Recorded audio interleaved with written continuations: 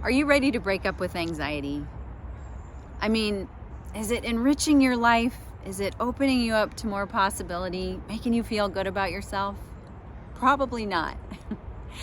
In this series, I'm going to show you strategies that you can start today to decrease anxiety. I'm going to show you ways to change your relationship with anxiety and how to change patterns that may be increasing your anxiety. My name's Heidi Blackie, and I help women create the confidence to change and transform their lives. How is anxiety showing up for you? Is it sensations that you feel, or situations, or triggers? Well, it can be all of the above. And one of the biggest things about anxiety is that I think it's universal. But what's even more interesting is that when you're experiencing it, it can feel incredibly alone, like you're the only one experiencing it. And I have firsthand experience with that. And I had a lot of shame and embarrassment about feeling anxious in situations. And I'm not talking about the public speaking that everyone would feel anxious, and statistically people would rather die than speak publicly. I'm talking about different ways that anxiety has showed up in my life and has controlled a lot of the choices that I've made, has reduced the possibility in my life, and really been impactful for me and not in positive ways. And so I want to talk about that, and I want to help people who also might be feeling that way.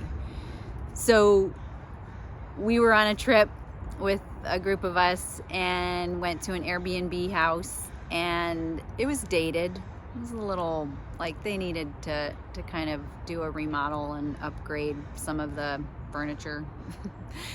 But we all picked our rooms, and a couple hours later, someone who had picked a room was out on the couch setting it up to sleep on. And I was like, what's wrong with the room?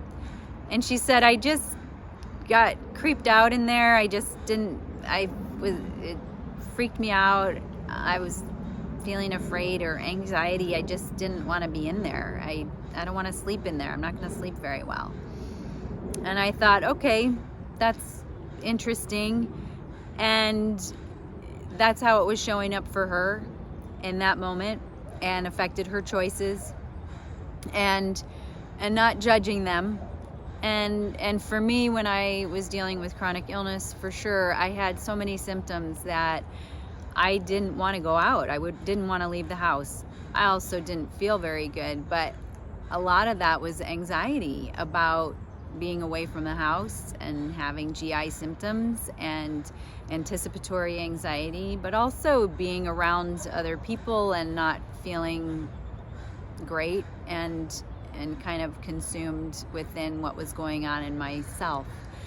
And so anxiety can show up in so many different ways. And there's trait anxiety, which is you're born feeling more anxious than the average person, whatever that is. And I have a dog who's very much trait anxiety. We work on it. She's 8 and we're still working on it, but she's so much better than she used to be. And then there's state anxiety, which is situational. So the Airbnb would be trait anxiety or state anxiety, or me going out would be state anxiety when I wasn't feeling good. And all of the techniques that I show you in this video series will help both types of anxiety. So I want to help you to change your relationship with it. Given that anxiety is something that is present in most of us, just like stress is, can we coexist with it in a way that it doesn't hijack your emotions and doesn't control your choices and doesn't limit possibility for you? And I think it can meet all those things. So how do we coexist with it? And how do we change our relationship with it? Well, one of the best ways to do that is to put a label on it and call it anxiety, call it Sally, Rupert, whatever you want to call it, and allow it to be here just in that moment. And it doesn't have to be the loudest, biggest thing in the room. Have it take a small seat at the table and allow it to be here. Because the research also shows that when we resist what we're feeling, it amplifies that feeling in our nervous system. And so allowing it to be here, but take a back seat because other things are here. And that was one of the biggest lessons for me when I was healing from illness and when I have anxiety, which I still do, is to see what else is here. What else is in this moment? And it can be the weather, it can be what else is in my body right now. What else do I hear? What else do I see? There are lots of ways to take in more of what is in this moment and what I'm experiencing. So increasing your awareness, what are the patterns where it shows up in your relationship with it? Because that's something that you want to think about as you start to change your relationship with anxiety.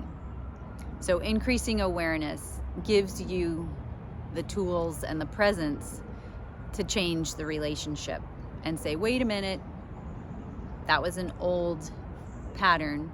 You're here. Take a back seat. What else is here? What's my big toe doing? How is my left ear? If I was to describe to a blind person what I'm seeing, or to a deaf person what I'm hearing, or to a person who can't smell what I'm smelling, what would I say? How would I describe what I'm experiencing? Go into whatever level of detail you need to so that you quiet that voice that anxiety is trying to dominate.